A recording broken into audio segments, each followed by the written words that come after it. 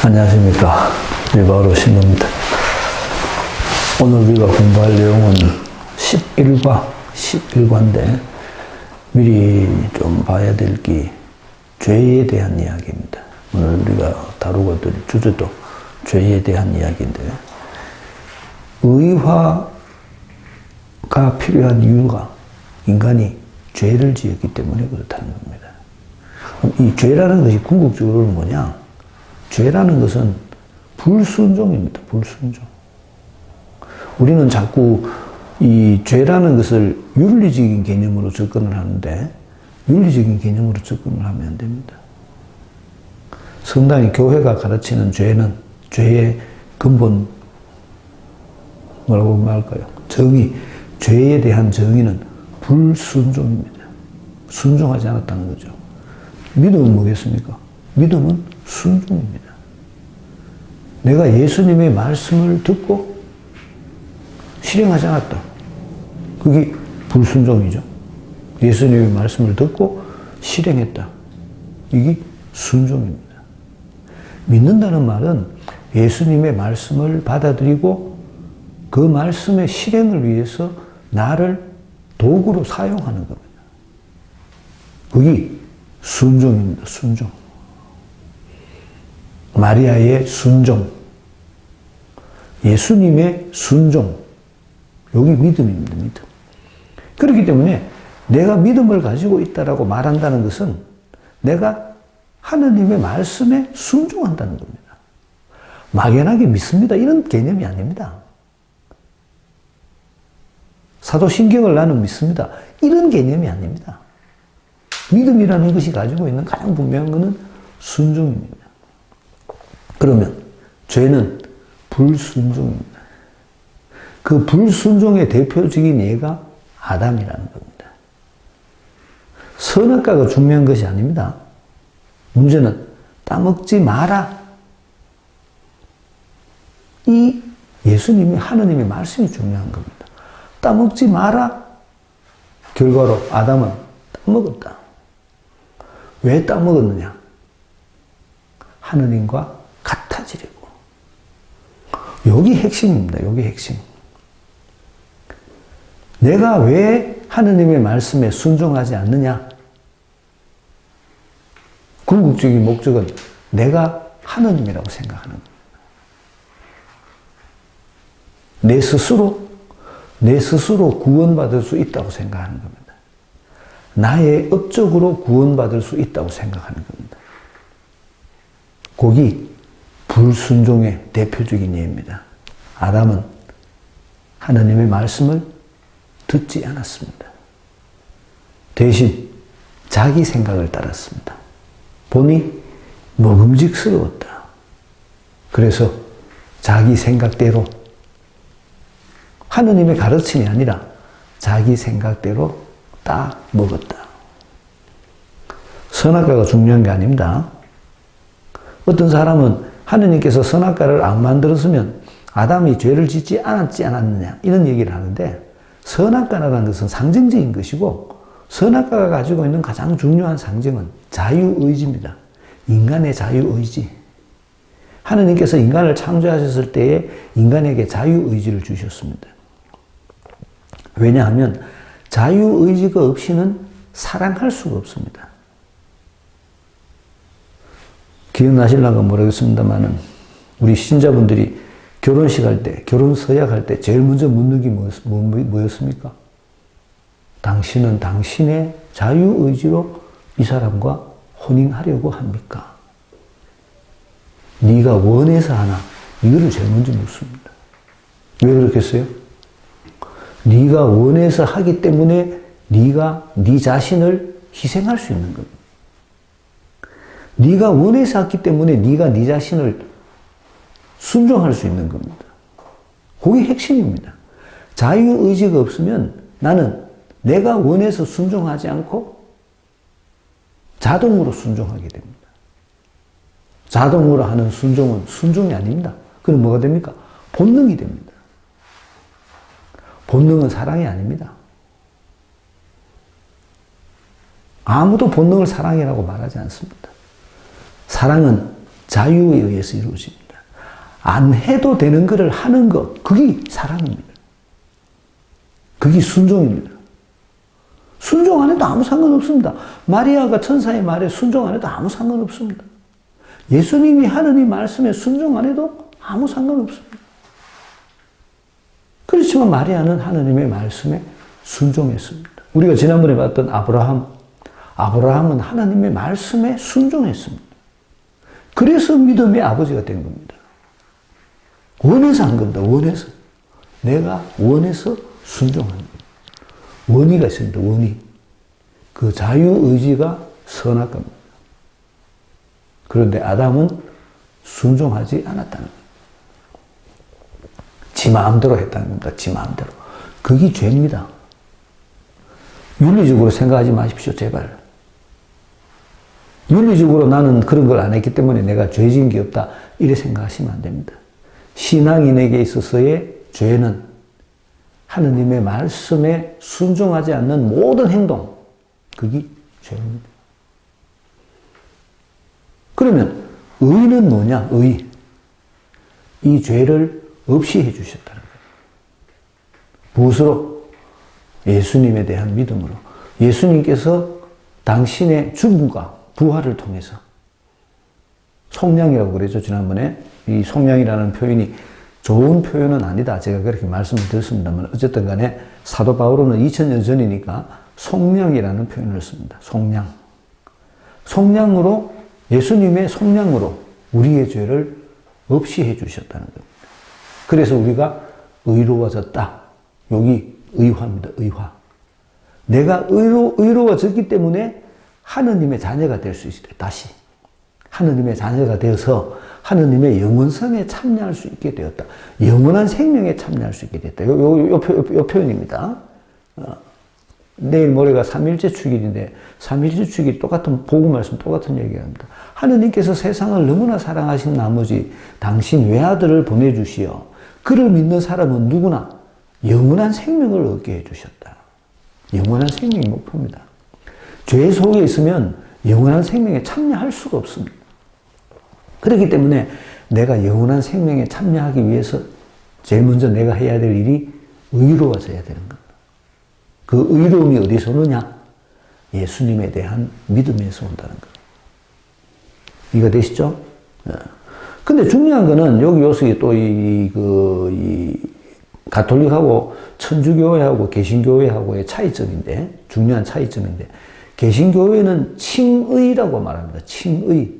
의롭다고 불러준다. 실제로는 내가 의로운 게 아닌데, 실제로는 내가 의롭지 않은데, 아직도 옛날에 아담의 타락 이후로 아담의 타락을 원죄라고 얘기를 합니다. 원죄라는 말은 아담으로부터 출발했지만, 그 이후에 계속 하느님에게 불순종하는 습관이 인류에게 주어졌다는 겁니다. 그리고 나는 그런 불순종의 습관 속에 태어났다. 그래서 그거를 원죄라고 말하고, 아담이 지은 죄를 기원죄라고 말합니다. 처음으로 원죄의 첫 번째라고 말해서 아담의 죄를 기원죄라고 말하고, 그 기원죄로 인해서 세상 모든 사람들이 좀 이따 보게 됩니다만 하느님하고 관계가 단절돼가 죄 속에 살게 되었다는 거죠. 하느님하고 관계가 끊어졌으니까 영원한 생명에 갈 수가 없는 겁니다. 거의 구약입니다. 근데 예수님께서 오셔서 당신의 속량으로 우리를 의롭게 해주셨다는 거죠. 근데 개신교에서는 그 의로움이 완전한 의로움이 아니라고 말합니다. 그래서 칭의라고 말합니다. 의롭다고 불러줬다. 실제로는 안 어려운데 예수님에 대한 믿음 때문에 나를 의롭다고 불러줬다. 이렇게 얘기를 합니다. 대신에 천주교회는 진짜 의로워졌다. 왜냐하면 아담의 불순종보다는 예수님의 순종이 더 퀄리티가 높다는 거죠. 예수님의 순종이 더 소중한 것이기 때문에 아담의 불순종을 충분히 극복했다. 그래서 우리들이 예수님 덕택에 의로워졌다. 그래서 천주교회는 의로워진 사람들의 삶을 성인이라고 부릅니다. 예배당에는 성인이 없습니다. 물론 성인에 대한 남용도 천주교회에는 많이 있었지만 어쨌든 간에 성인, 철저하게 로마서가 말하는 사도 바오로의 말은 철저하게 인간은 지 힘으로 구원받을 수 없다는 겁니다. 인간은 지 힘으로 어떤 업적도 쌓을 수 없다고 말합니다. 그렇지만 사도 바오로의 표현에 의하면 믿음의 수동태, 내가 하는 것이 아니라 내 안에 오신 성령의 이끄심에 의해서 내가 무언가를 하는 것, 성령께서 하시는 것이죠. 내가 하는 게 아니고 성령께서 하시는 일이기 때문에 성령의 그 일이 내가 의로워진 사람이라는 것을 보여준다는 겁니다. 이게 천주교의 표현입니다. 예를 들어서 사도 바오로가 우리가 처음에 봤듯이 자기가 하느님에게, 예수님에게서 부르심을 받고 예수님의 복음을 전하고 하느님께서 시키는 대로 나는 오로지 순명할 뿐이고 그래서 예루살렘까지 가야 되고 다른 사람들에게 믿음의 순명을 가르쳐야 되고 이런 것들에 대해서 줄줄이 얘기를 합니다. 이게 누가 했는 거냐는 겁니다. 사도 바오로가 한 것이냐 아니면 하느님께서 하신 것이냐. 사도 바오로는 자기 입으로 자기가 한 게 아니라고 말합니다. 그게 믿음의 수동태입니다. 시켜서 한 것이라는 겁니다. 시켜서. 그럼 시킨 사람이 누구냐? 하나님이 시켰다는 겁니다. 주체가 누굽니까? 하나님입니다. 이런 관점에서 볼 때 하나님이 시킨 것이지만 하나님의 시킴을 수용한 이 사람이 성인이라는 겁니다. 그게 순명입니다. 순명. 하는 분은 누구? 하느님께서 하시는 분이에요. 근데 그렇게 순명한 사람이 성인이라는 거예요. 훌륭한 믿음의 삶을 살 사람, 훌륭한 순명의 삶을 산 사람, 그렇게 표현할 수 있겠죠. 훌륭한 순명의 삶을 살았기 때문에 우리는 그런 훌륭한 순명의 삶을 산 사람의 순명을 우리가 본받을 필요가 있다는 거죠. 그래서 천주교회에는 성인이라는 것이 있습니다.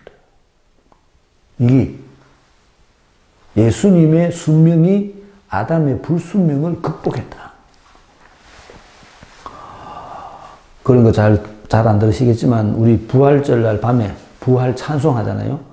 부활 찬송하는 중에 나오는 단어 중에 복된 탓이여 하는 단어가 나옵니다. 라틴말로 베아타 꿀파 이렇게 표현하는데 복된 탓이여. 아우스팅 성인이 했는 말입니다. 아담이 지은 죄가 복된 탓이라고 얘기를 합니다. 왜냐하면 네가 죄를 지었기 때문에 구세주께서 이 세상에 오셨다는 겁니다. 네가 죄를 안 지었으면 구세주께서 안 오셨을 것인데 예수님께서 하느님이 사람이 되는 일이 없었을 것인데 네가 죄를 지었기 때문에 하느님이 사람이 되는 일이 일어났다는 겁니다. 아담보다는 하느님이 사람이 된 일이 훨씬 큰 순종이라는 겁니다. 이 순종 때문에 아담의 죄가 완전히 극복되었다. 그럼 지금 내가 죄 짓는 거는 뭔데? 그거는 또 다른 불순종입니다. 내가 하느님을 받아들임으로써, 예수님을 받아들임으로써 내가 예수님의 속량으로 인해서 깨끗해졌지만 그 다음에 살면서 내가 계속 순명의 삶을 살지 않고 불순명의 삶을 산다는 겁니다. 지 생각대로 한다는 겁니다. 지 생각대로. 그래서 죄를 지은다는 겁니다. 본성이 더러워서 죄를 지은 게 아니고 내 본성이 극복되었지만 나중에 사도 바오로가 표현합니다. 내 속에 있는 죄가 나를 죄짓게 합니다. 이렇게 표현을 합니다. 그게 이 개신교회가 얘기하는 의롭다고 칭해줬을 뿐이다라는 말의 근거가 되기도 하지만 실제적으로는 그렇게 해석해서는 안 됩니다. 저는 그렇게 생각합니다. 나중에 시간이 그때가 되면 보겠습니다만 어쨌든 간에 하느님의 순종, 필리피서 2장에 나오는 사도 바오로가 말씀하시는 대로 말씀이 하느님이 사람이 되시어 십자가에 당신을 낮추셔서 죽기까지 순종하신 그 예수님의 순종이 아담의 불순종보다도 비교할 수 없을 만큼 크다는 겁니다. 그래서 우리 모두가 깨끗해졌다. 천주교에서는 그렇게 가르칩니다. 거기 의화론 하는 겁니다. 의화론에서 가장 큰 차이가 납니다. 이 가톨릭하고 개신교회하고. 요즘은 그래도 많이 접근을 해가지고 거의 비슷한 수준까지는 왔습니다.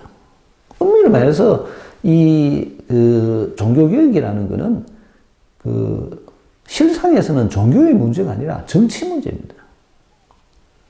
본질의 문제가 아닙니다. 형태의 문제입니다. 그런데 사람들은 그걸 자꾸 본질의 문제라고 말을 하는데 그렇지 않습니다. 형태의 문제입니다. 그 형태는 사실은 천주교회가 잘못한 것이 많죠. 많이 멀어졌죠. 성경으로부터. 예수님의 가르침으로부터 멀어졌다는 겁니다. 인간의 욕심입니다. 인간의 욕심. 교황의 욕심. 그래서 그런 일이 벌어지는 정치의 문제입니다. 정치 문제. 지금도 마찬가지입니다. 엄밀히 따르면 이런 얘기하면 사람들이 참 이상하게 생각하는데 천주교회와 개신교회의 차이점이 뭐냐? 마리아를 믿고 안 믿고 그 문제가 아닙니다. 마리아의 문제가 아닙니다. 궁극적인 차이는 교황입니다. 교황을 인정하면 가톨릭이고 교황을 인정 안 하면 프로테스탄트입니다. 권력 싸움입니다. 정치 싸움입니다. 하느님 보시면 가짜는 일입니다. 그런데 인간이 극하고 삽니다. 그게 불순종이라는 겁니다. 그게.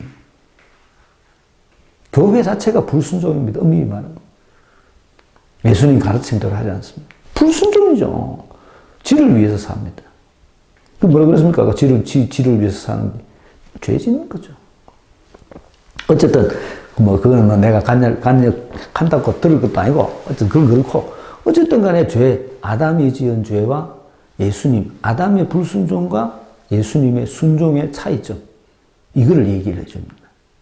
그래서 이 아담의 불순종과 비교할 수 없는 예수님의 순종이 우리들에게 은총으로 우리를 의롭게 해주신다는 겁니다. 내가 그분을 받아들이기만 하면 여기 믿음의 수동태입니다.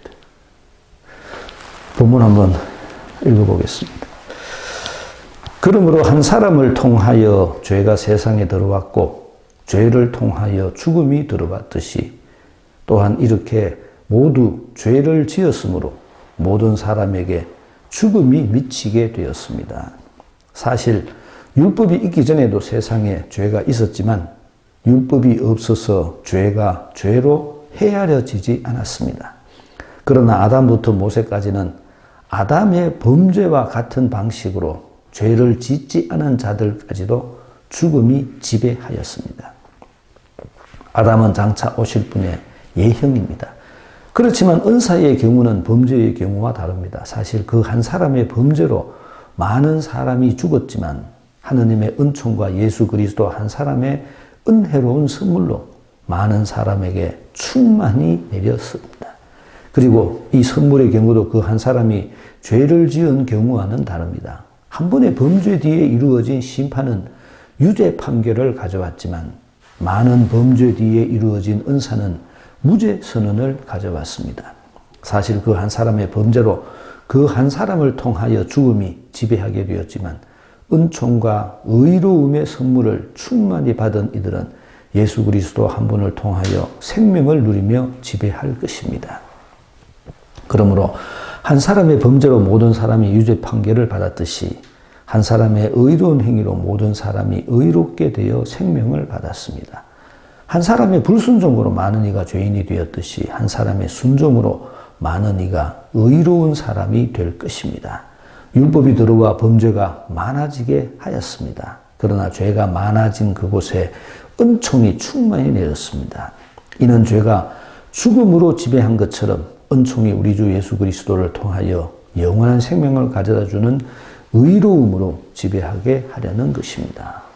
아담, 죽음, 의로움, 생명 이렇게 대비해서 설명을 해줍니다. 한 사람을 통하여 죄가 세상에 들어왔고 죄를 통하여 죽음이 들어왔듯이 아까 말씀드렸던 대로 아담이 지은 죄를 기원죄라고 말합니다. 그리고 죄의 연대성이라고 말합니다. 죄의 연대성. 그 말은 뭔 말인가? 아마 한 사람이 죄를 지으면 그 한 사람의 죄가 다른 사람에게 퍼진다는 거죠. 뭐 이런 질문도 합니다. 그러면 하느님께서 아담과 하와만 만들었냐? 그러면 단원조설, 다원조설 이런 소리를 하는데 요즘 대부분 다 다원조설을 얘기합니다. 하느님이 아담과 하와만 만든 것이 아니고 많은 인류를 많이 만들었는데 성경에 등장하는 인물이 아담과 하와라는 겁니다. 어쨌든 간에 아담이 죄를 지음으로써 왜 하와가 죄를 짓는데 자꾸 아담이 죄를 짓다 하나? 누구 그런 소리를 하던데. 왜냐하면 남자의 책임입니다. 남자의 책. 아담이 죄를 지음으로써 그 아담의 죄라는 말은 하느님과의 관계 단절입니다. 불순종으로 인해서 하느님하고 이렇게 맺었던 끈이 끊어진 거죠. 이게 죄입니다. 죄의 결과. 단절입니다. 단절. 그 단절이 다른 사람들에게 영향을 미치게 됐다는 겁니다. 그게 죄의 연대성이라고 말합니다. 단절하는 게 쉽게 됐다는 거죠. 모든 사람이 단절해도 된다고 생각하고 단절하기 시작했다는 겁니다. 이런 거 있잖아. 우리 보통 폭동이 일어나잖아요. 폭동이. 이런 폭동이 요즘도 보면 저쪽에 남미 쪽에 치안이 불안한 곳에는 북한만 막 상가 쳐들어가가 다 훔쳐가고 사람들 물건 빼가고 이렇잖아요. 군중 심리입니다. 한 명이 들어가가 그런 짓을 하면 나머지 사람들도 가서 그런 짓을 합니다. 그게 죄의 연대성입니다. 그렇게 온 인류가 아담으로부터 출발해서 온 인류가 하느님과의 관계성이 끊어졌다는 겁니다. 떨어졌다 나갔다, 하늘로부터 떨어져 나갔다는 거죠. 그 결과가 죽음입니다. 죄를 지었기 때문에 죽음이 이 세상에 들어왔습니다. 반대로 생각해 보십시오. 내가 예수님을 믿어서 의로워졌다면 어떻게 되겠어요? 당연히 영원한 생명이에요. 죽음을 극복하게 되죠. 죄의 극복이 죽음의 극복입니다. 그렇죠? 그러니까 당연히 내가 예수님을 믿어서 예수님을 받아들여서 내가 하느님의 영을 내 속에 가지고 있다면 나는 당연히 죄를 극복했기 때문에 영원한 생명에 참여하게 되는 겁니다. 그 두 개 도식이 그렇게 만들어지는 겁니다. 도식이. 어쨌든 간에 죽음이라는 것은 죄의 결과입니다. 지난번에 부활 때도 강론 때 제가 그런 말씀을 드렸는데 빈 무덤이 가지고 있는 의미가 그런 의미입니다. 무덤에 예수님의 시신이 없었다는 거죠. 어디간 시신이 왜 없었나? 시신이 없었다는 게 중요한 게 아닙니다. 그것이 말하고자 하는 근본 의미는 예수님은 죄가 없다는 겁니다. 죄가 없으니까 죽음이 없는 겁니다. 그거를 말하려고 하는 겁니다. 그렇죠. 십자가에서 예수님 몸이 떨리가 십자가에 달리가 돌아가셨잖아요. 그거는 육신의 죽음입니다. 육신의 죽음. 껍데기 벗은 건 육신의 죽음. 그 육신의 죽음이지만 그 육신의 죽음으로 인한 시체의 부패, 그게 진짜 죽음인데 그게 없었다는 겁니다. 그게 성천이라고 표현을 합니다. 그래서 우리들이 생물학적으로 보는 인간의 신체하고 이 교리로서 우리들에게 설명해주는 인간의 신체하고는 관점이 전혀 다릅니다. 그게 자꾸 생물학적인 것으로 보면 안 됩니다. 죄의 결과가 죽음이라는 겁니다. 죽음. 그래서 죄를 지었기 때문에 모든 사람이 죽게 됐다는 거죠. 모든 사람이 죽게 됐다는 말의 의미는 영원한 생명으로부터 멀어졌다는 겁니다. 이제 인간에게 영원한 삶은 없다는 겁니다. 거기 구약에 있는 과정입니다. 구약의 과정. 죽은 인간이라는 겁니다. 죽은 인간. 율법이 있기 전에는 세상에 죄가 있었지만 율법이 없어서 죄가 죄로 헤아려지지 않았습니다. 나중에 나오는데 율법이 없었다고 죄가 없었던 건 아니죠. 율법이 없어도 죄는 있었습니다. 죄가 있었지만 사람들은 그 죄를 율법의 눈으로 심판하지 않았다는 겁니다. 그냥 인간이 가지고 있는 인간의 양심에 의한 자연적인 양심적 방법에 의해서 그것이 죄하면 안 된다라는 것을 얘기했지, 이 율법이라는 눈으로 인간의 행동을 심판하지 않았다는 말입니다. 그 말이 죄가 없었다는 소리입니다. 죄는 있었습니다. 아담이 타락하고 난 후에 얼마나 많은 죄가 있었습니까? 가장 큰 죄가 뭡니까? 형이 동생을 죽이잖아요. 구약 성경이 정말로 얼마나 드라마틱한 이야기인지 모릅니다. 어떻게 인간의 삶을 이렇게 잘 묘사를 해놨을까? 그만큼 그런 생각이 듭니다. 죄를 짓자마자, 아담이 죄를 짓자마자, 하느님과의 관계가 끊어지자마자, 하느님과의 불순종이 생기자마자, 하느님과의 관계가 깨지자마자 나타나는 것이 인간끼리의 관계의 단절이라는 겁니다. 그래서 형이 동생을 죽입니다. 지금도 그런 일이 일어나면 온 세상 사람들이 뭐라고 욕을 하는데 그때 그런 일이 일어났다는 겁니다. 그럼 그게 죄가 아닙니까? 죄입니다. 세상 사람들이 그게 죄라는 걸 알고 있었습니다. 다만 이게 죄다라고 뭔가가 이렇게 판결 내려지지 못했다는 겁니다. 인간이 마음속으로 저러면 안 된다 이런 생각들을 했다는 거죠. 그렇기 때문에 그 죄의 농도가 지금 우리들이 말하고 있는 우리 윤리의 눈으로 볼 때는 굉장히 많은 죄를 짓습니다. 그 다음에 들어오는 일들이 인류가 타락하기 전에 노아의 홍수에서 재창조가 되기 전에 성경에 있었던 그 이야기들을 들어보면 그거는 지금 세상에서도 이해하기 힘든 그런 많은 잘못들이 벌어지죠. 그렇지만 그들은 그것이 자기들의 개인적인 양심으로 봤을 때의 기준으로서의 죄였지 그것이 죄다라고 누군가가 그들에게 판결해 주지 않았다는 겁니다. 거기 율법이 없어서라는 이야기입니다. 율법이 있기 전에도 세상에 죄가 있었지만 율법이 없어서 죄가 죄로 헤아려지지 않았습니다라는 말의 의미가 그런 겁니다. 그러나 아담부터 모세까지는 아담의 범죄와 같은 방식으로 죄를 짓지 않은 자들까지도 죽음이 지배했습니다. 그렇지만 죽음은 율법이 있기 전부터 죄가 있었기 때문에 그 죄의 결과로 인해서 죽음이 들어온 것이지 율법 때문에 죽음이 들어온 게 아니라는 겁니다. 율법이 이것이 죄라고 판결을 내리기 전에도 인간은 죄를 짓고 그 죄로 인해서 죽음을 당하게 됐다는 겁니다. 이 얘기를 왜 하겠어요? 율법이라는 것이 실제적으로 우리들에게 쉽게 말하면 하느님과 우리들의 관계 개선에 율법이라는 것이 도움이 되지 않았다는 걸 말하려고 하는 겁니다. 율법은 뭐라 그랬습니까?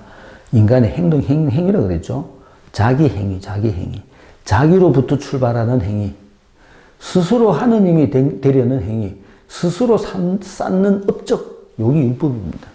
내가 노력해서 뭔가를 하려고 하는 거. 그게 율법입니다. 자꾸 이 얘기해서도 못 알아듣는데 내가 하려고 해서 하는 거하고 내가 하느님의 말씀에 순종하는 거하고는 다릅니다. 하느님의 말씀에 순종하는 거는 주체가 누구라고 그랬어요? 하느님이라고 그랬죠. 내가 하는 거는 주체가 누굽니까? 냅니다. 주체가 다른 겁니다. 주체가. 결과는 같을지 몰라도 결과도 같을 수는 없지만 주체가 다르기 때문에 이거는 내가 하는 거고 이거는 누가 하는 겁니까? 하느님이 하는 겁니다. 하느님이 하는 거라는 말을 못 알아들어요. 아무리 설명을 해줘도. 왜? 내가 한 번도 순명해 본 적이 없거든요. 말씀에 순명해 본 적이 없거든요. 그래서 그걸 못 알아듣는 겁니다. 예수님께서 날 보고 사랑하라 했기 때문에 내가 사랑을 하는 걸 뭐 해본 겁니다. 그냥 지 생각에 지가 좋아서 사랑한 거지. 예수님이 사랑해라 해서 사랑한 적이 없다는 겁니다. 내가 마음이 착해서 용서해 줬지 예수님이 용서해 주라고 해서 용서해 준 적은 없다는 겁니다. 그 차이점을 알아야 됩니다. 아담은 장차 오실 분의 예형입니다. 한 명으로 인해서 출발하는 겁니다. 아담으로부터 죄가 돌아왔고 예수님의 순종으로 해서 생명이 들어온 것. 그래서 예형이라고 말합니다. 은사의 경우는 범죄의 경우가 다릅니다. 이거는 죄를 지은 나쁜 쪽의 형태죠. 범죄, 죄로 인해서 모든 사람이 퍼졌고 모든 사람이 죽음에 이르게 됐고 은사의 경우는 예수님으로 인해서 모든 사람들에게 은총이 주어졌고 모든 사람들에게 영원한 생명이 주어졌고 이 죄는 저절로 이루어지게 돼요. 저절로 모든 사람에게 영향을 미쳐가 모두가 하느님과의 관계 단절 속에 살고 있었지만 예수님의 경우에는 예수님을 받아들이는 인간의 응답이 필요합니다. 내가 예수님을 믿어야 됩니다. 그 믿는다는 말이 받아들이는 겁니다. 여기 우리들에게 필요하다는 겁니다. 내가 본노. 한 번의 범죄 뒤에 이루어진 심판은 유죄 판결을 가져왔지만 많은 범죄 뒤에 이루어진 은사는 무죄 선언을 가지고 왔습니다. 이건 결과를 얘기합니다. 한 번의 범죄 뒤에 이루어진 심판은 유죄 판결을, 한 번의 범죄가 있었고 그 범죄로 인해서 모든 사람들이 죄를 지게 됐다는 겁니다. 이 죄를 진 것이 죄가 있다는 것입니다. 죄가 있다. 죄가 있는 상태라 그랬죠. 아까 죄가 있는 상태, 그거를 원죄라고 말한다고 그랬습니다. 이 세상이 하느님과의 관계가 단절된 상태 속에 우리들이 태어나는 겁니다. 그게 원죄라는 겁니다. 관계 단절의 상태. 옛날에 가톨릭 교회는 그 관계 단절의 상태를 깨트리는 것이 세례라고 얘기했습니다. 그래서 아기가 태어나면, 옛날에는 아기들이 많이 죽었으니까 태어나자마자 본당 신부한테 들고 가서 세례를 줍니다. 죄에서 벗어나야 천당 간다고. 내가 28일이 내 태어난 날인데 3일 있다가 세례받았습니다. 우리 엄마가 갔겠어요? 내가 물어봤어요, 나중에. 내 세례받을 때 누가 갔노?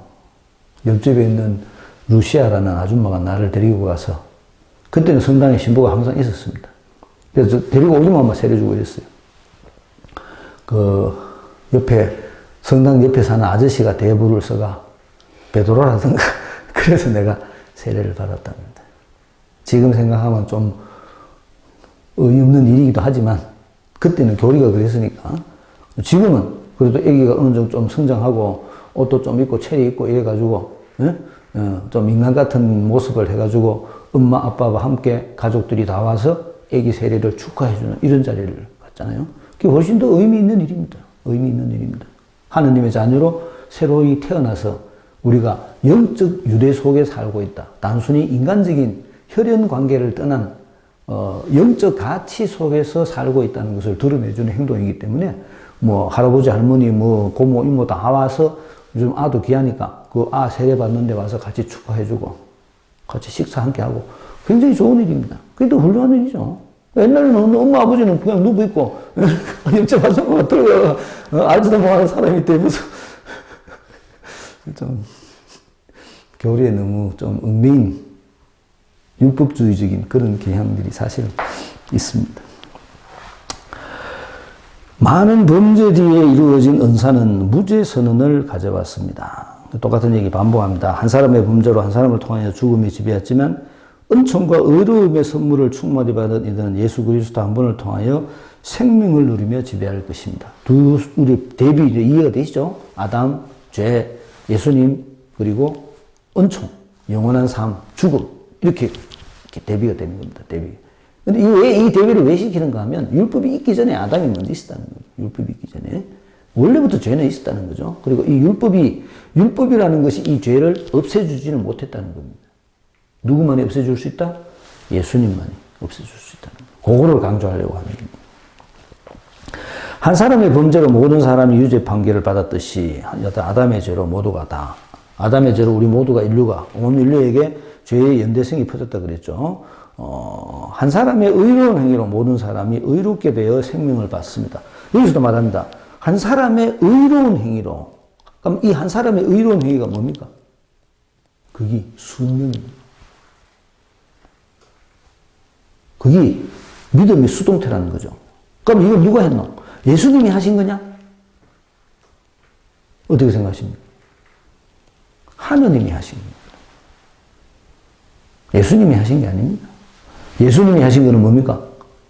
하느님이 시키는 대로 아바타가 됐을 뿐입니다. 100% 아바타. 그럼 그게 예수님이 한 것이냐, 하느님이 한 것이냐? 궁극적으로는 하느님이 한 것입니다. 하느님이 아들을 보내서 하느님이 하고 싶은 일을 그 아들을 통해서 지상에서 했던 겁니다. 아들은 순종한 겁니다. 순종. 그렇기 때문에 엄밀히 말해서 한 사람의 의로운 행위로라는 이 말 자체가 그런 면에서는 조금 모순이 있을 수가 있습니다. 예수님이 아무것도 안 했다는 것이 아니라 예수님이 하신 것은 순종이에요. 순종. 믿음의 순종, 믿음의 수동태. 그 행위지, 그 행위가 대단한 행위죠. 어쨌든 간에 그 행동이 우리 모두에게 믿음이 뭔지를 가르쳐주고 우리를 다시 의로운 사람이 되도록 해주셨다는 겁니다. 하느님이 한 겁니다. 한 사람이 의로운 행위로 모든 사람이 의롭게 되어 생명을 받습니다. 생명, 영원한 생명입니다. 여기는 생명이 없는데, 죽음밖에 없는데 우리가 생명을 받게 되었다는 겁니다. 한 사람이 불순종으로 많은 이가 죄인이 되었듯이 한 사람의 순종으로 많은 이가 의로운 사람이 될 것입니다. 설명하고 있네요. 불순종, 죄는 불순종입니다. 순종, 순종은 믿음입니다. 순종. 그것이 우리를 의롭게 해준다는 겁니다. 율법이 들어와 범죄가 많아지게 하였습니다. 그러나 죄가 많아진 그곳에 은총이 충만히 내렸습니다. 율법하고 상관없이 이걸 말하려고 하는 겁니다. 율법 때문에가 아니라 원래 인간은 죄가 많았는데 인간은 원래 죄가 많았는데 그 죄가 많은 곳에 하느님의 은총이 내렸다는 겁니다. 예수님의 순종으로 인해서 하느님의 은총이 드러나게 됐다는 겁니다. 이는 죄가 죽음으로 지배한 것처럼 은총이 우리 주 예수 그리스도로 통하여 영원한 생명을 가져다주는 의로움으로 지배하게 하려는 것입니다. 죄 그리고 의로움 두 개가 대비가 되는 거죠. 죄는 죽음, 의로움은 영원한 생명. 요거를 얘기를 하고 있습니다.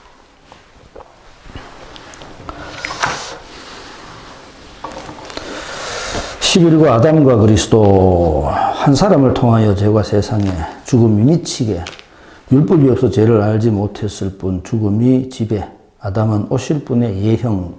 하느님의 은총과 예수님의 선물은 많은 사람에게 충만히 죄의 심판은 유죄 판결을, 은사는 무죄 선언을, 한 사람의 범죄로 죽음이 지배, 한 분을 통해 생명을 누리며 지배, 한 사람의 불순종으로 죄인, 한 사람의 순종으로 의로운 사람이 될 것, 죄가 죽음으로 지배한 것처럼 의로움, 은총이 의로움으로 지배하게 하려는 것. 곧 오타가 났네요. 은총입니다. 은총이 의로움으로 지배하는 것.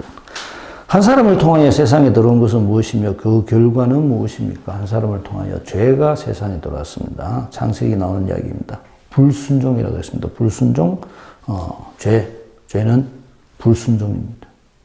지금 우리들에게도 죄는 불순종입니다. 이거를 사람들이 자꾸 이해를 못 하는 게 요즘 제가 항상 말씀드렸듯이 요즘 사람들의 믿음이 자기 중심적이기 때문에 순종이라는 단어를 잘 받아들이지 않습니다. 내 마음 편하면 된답니다. 무조건. 내가 하느님의 말씀에 순종한다 이런 개념을 잘 강조도 안 하고 신부들이 잘 가르치지도 안 하고 그냥 지 마음 편하면 된다고. 마음 편. 성당아가 마음 편했다. 성당아가 위안을 받았다. 이 끝입니다. 믿음은 순종입니다. 아무도 이걸 얘기를 하지 않습니다. 답답한 놈이시죠. 이번 사람들이 죄를 죄로 알게 만든 것은 무엇입니까? 13절. 율법 대 율법. 여기서 말하는 죄, 아까 설명드렸듯이 그전에도 죄가 죄인 줄은 알았지만 인간의 양심이 이거를 분명하게 탁 규정 짓고 심판했는 게 율법 때문에 그렇다는 겁니다. 14절에서 아담에서 모세까지를 강조한 이유를 찾아봅시다. 아담에서 모세까지를 강조한 이유는 모세 때부터 율법이 생긴 겁니다. 모세 때부터. 그전에는 율법이 없었습니다. 그냥 죄만 있었다는 거죠. 그리고 아까 말씀드렸듯이 그 죄를 죄라고 아무도 심판하지 않았다는 겁니다. 4번 아담과 예수님의 관계를 바오로는 어떻게 설명합니까?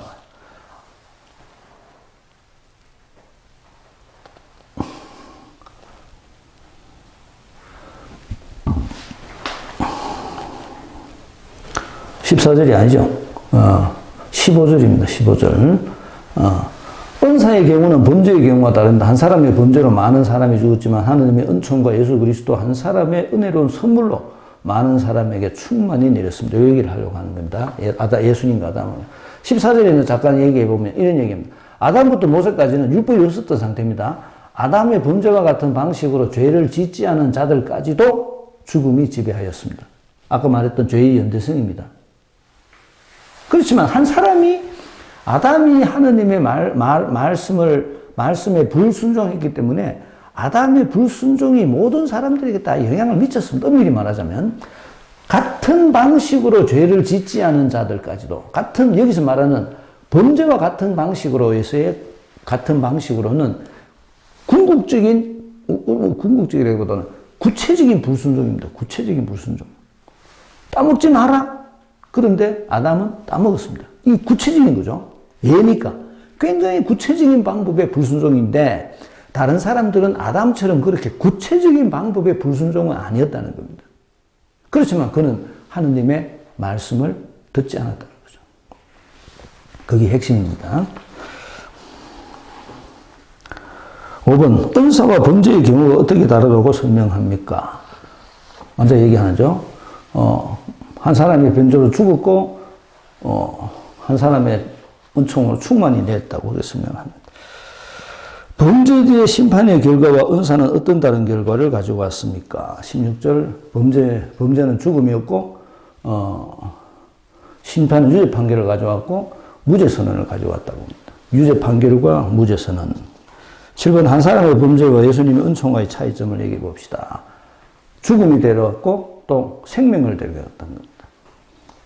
8번, 모든 사람이 얻게 되어 생명을 받게 된 것은 무엇을 통해서입니까? 모든 사람의 생명은 예수 그리스도를 통하여 생명을 누리게 되었다는 것. 우리가 예수님을 믿음으로써 얻게 됩니다. 9번, 많은 이가 죄인이 되었던 근본적인 이유는 무엇입니까? 많은 이가 죄인이 되었던 것은 한 사람의 불순종으로 인해서 그렇습니다. 한 사람의 불순종으로. 10번, 예수님을 통한 은총은 우리에게 무엇을 가져다 줍니까? 영원한 생명. 복잡하게 이 설명을 드려서 그런데 사실은 간단한 대비입니다. 아담, 불순종, 죄, 죽음. 그렇죠? 예수님, 순종, 의로움, 영원한 생명. 이렇다는 겁니다. 네가 어디에 응답할래? 요 얘기입니다. 네가 예수님을 따라서 하느님의 말씀에 순종할래? 아니면 네 생각대로 할래? 요거를 이야기해 줍니다. 마치겠습니다. 안녕히 계십시오.